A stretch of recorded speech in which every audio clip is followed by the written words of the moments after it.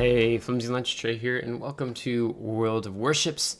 Today I'm pretty excited to feature this battle to you, and I could even do a series out of battles like these, where I refer to it as the art of distraction. So you can see today we are on Sleeping Giant in the Tier 9 light cruiser, British light cruiser, the Neptune, fully upgraded.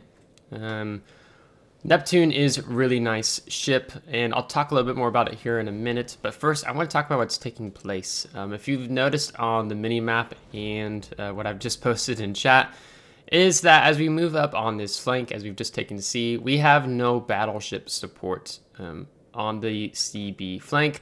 All of our battleships have decided to go over towards A, so this is not a good situation to be in. This is where the art of distraction begins to kick in.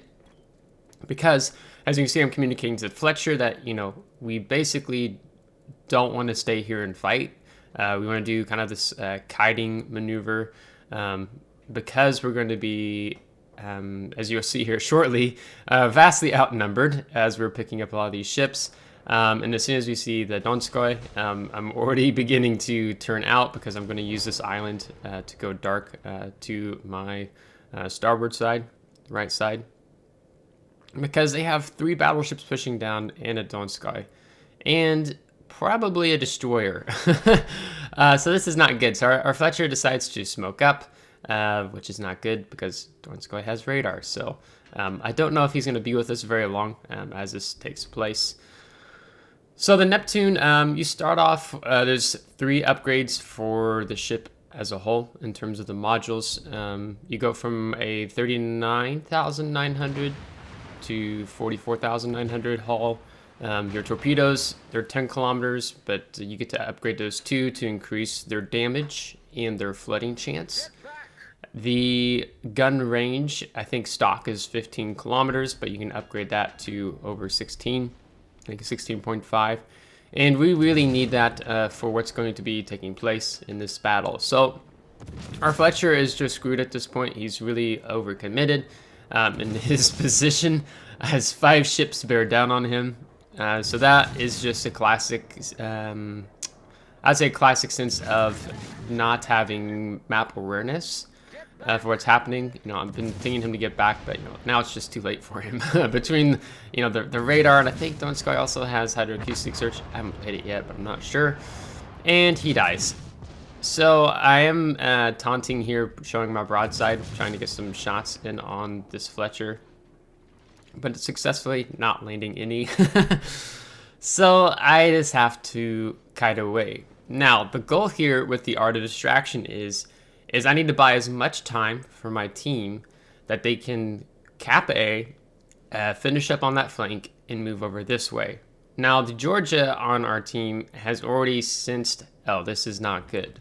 And you're going to see a really sweet maneuver him and I pull off here. And it's just going to be awesome.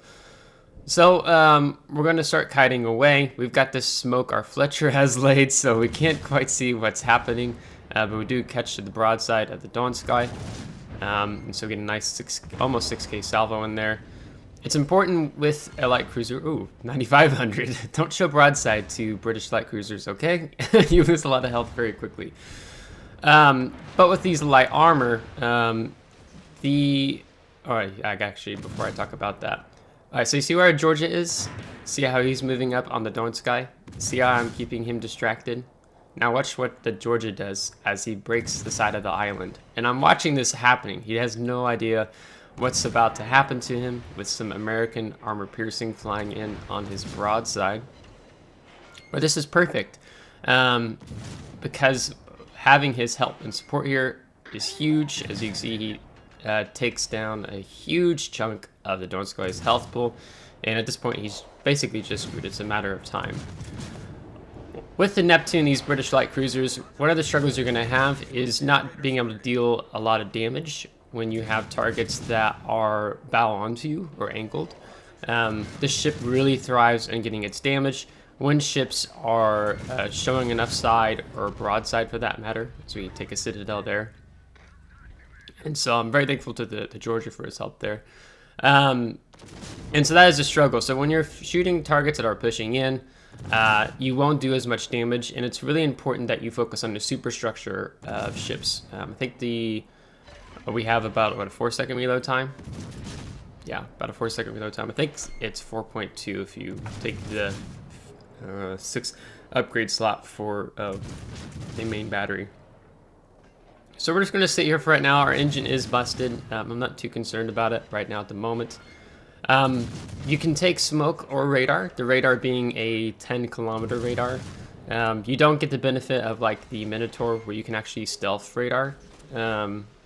The concealment on the Neptune is 10.3, radar is 10, where I think Neptune is like, was it 9.1, 9.3 concealment with the 10-kilometer radar. The other thing it's really nice is with these torpedoes is when there's ships pushing into you, you can just let loose with them as ships push into you. So it's just great, fantastic. The Fletcher is probably inside this cap. I have my hydroacoustic search up in case he does decide to torpedo. But we're probably going to start to go ahead and disengage. We're not going to soak up the rest of the smoke screen because it's best that I open up some distance. What I was going to say earlier is that the Neptune, essentially these British light cruisers and the British destroyers already have like a built-in propulsion. When you're looking at, I think it's the 4th slot, you can take, on the American cruisers, as example, you can take propulsion or steering gears.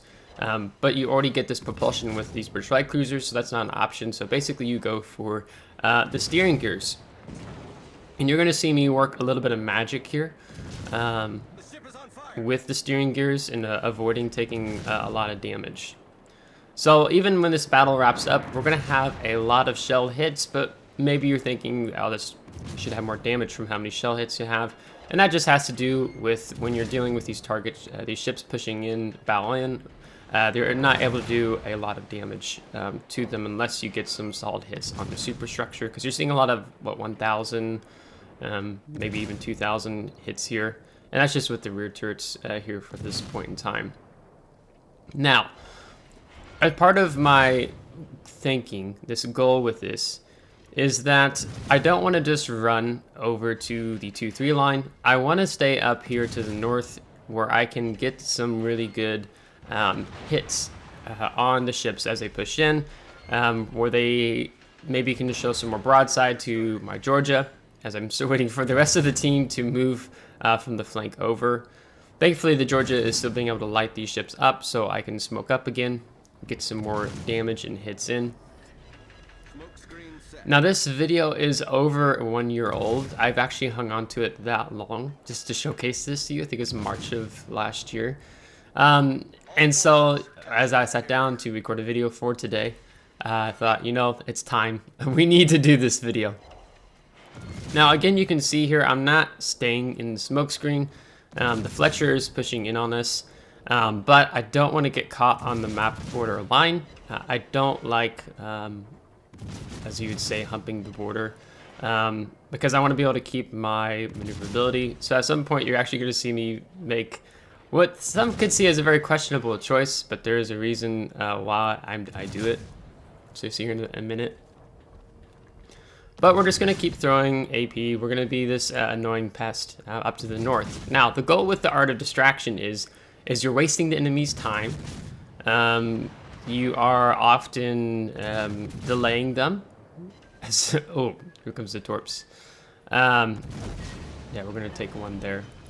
You're delaying them on the flank, and you're trying to buy as much time for your teammates as possible, because you can see we've completely won the A flank side now, and now we're moving over to the, or they're moving over to the 6-7 line. So, so really making the most of the situation, even though, of course, it's not ideal to just have no battleship supporting me on this flank.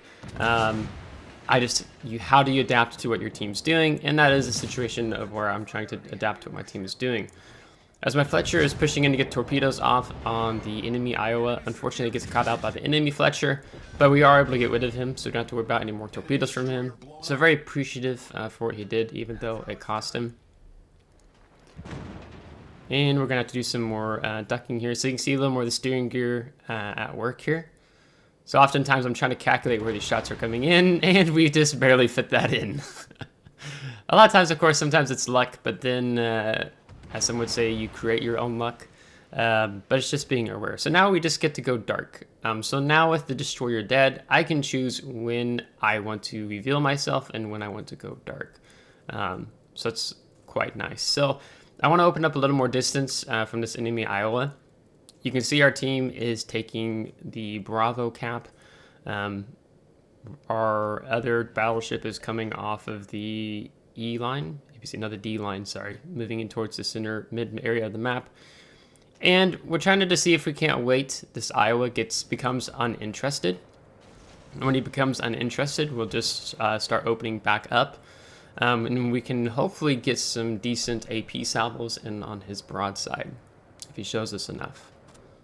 So you can see this is pointless. I'm going to start turning away. And we're waiting for this, right? Edinburgh, Neptune, Minotaur, they thrive off your enemy ships showing too much side and broadside and so forth. So he just fired, so that is why I feel comfortable to smoke up. And there you see, 3,000 salvo. 4,000 salvo. 6,000 salvo. Our shots are getting more accurate. 8,000. See, it's just going up, right? The more and more side he shows us, we're just being able to really chew his side up. Unfortunately, he's going to go dark here, but our Georgia is pushing back in. But we're going to keep firing even though we can't see him.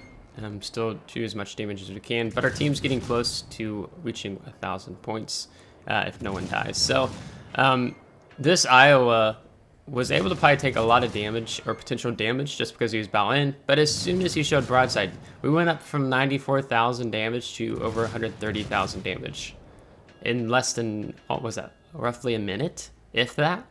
So that is the really potential of the light British cruiser line when you play it well, and using the art of distraction, as I like to call it. Whether you're in a cruiser, a destroyer, a battleship, you're trying to buy as much time for your team when they do such a hardcore push to A, like here on Sleeping Giant to one flank. So this was a ranked match. I don't know if I said that or not. And you probably figured that out just from the matchmaking. But over 330,000 credits, 6,489 experience, 1,057 free XP, and over 133,000 damage. So we even got some secondary hits in there, but no torpedo hits. But you can see we did 401 target hits. And a lot of those, there had some bounces, ricochets, non-penetrations, and we do still top the team with 1,918 base experience with the high caliber. So our Georgia was very good when he came back in to assist me there against the Dawn Sky. That was just immensely helpful. Our one Fletcher, of course, did really good. The other one needs a little more help with his map awareness. So potential damage, 1.4 million potential damage. And when you're in a British light cruiser, that if you make one wrong move, you can be punished severely for it. That's probably kind of why I like playing light cruisers, because it's kind of this big risk and you have to play it well. So we're going to take this under 200,000 credits, all said and done with premium accounts. So maybe I'll end up doing some more videos like this. I probably have some laying around more and talking about the art of distraction. When you're in situations like this, when your team just pushes one flank, you have to buy as much time for them as possible, hoping that they will soon wrap up on the one flank they're on and then push over to help you out. Otherwise, if I just stayed dark and I ran over to the opposite flank, then that really puts us at a disadvantage in terms of map control. When instead I can just distract them for as long as possible to buy time for my team. So if you liked today's video, give it a thumbs up. If you did not, give it a thumbs down. Subscribe if you do want to see more. If you are subscribed, thanks so much. I really appreciate it. I will have the Dunkirk upgrade commander video up tomorrow. Apologies for the delay in that. I had a lot of work going on, but now things have slowed down and I have a couple days off this week. So that's just fantastic. So until next time, take care.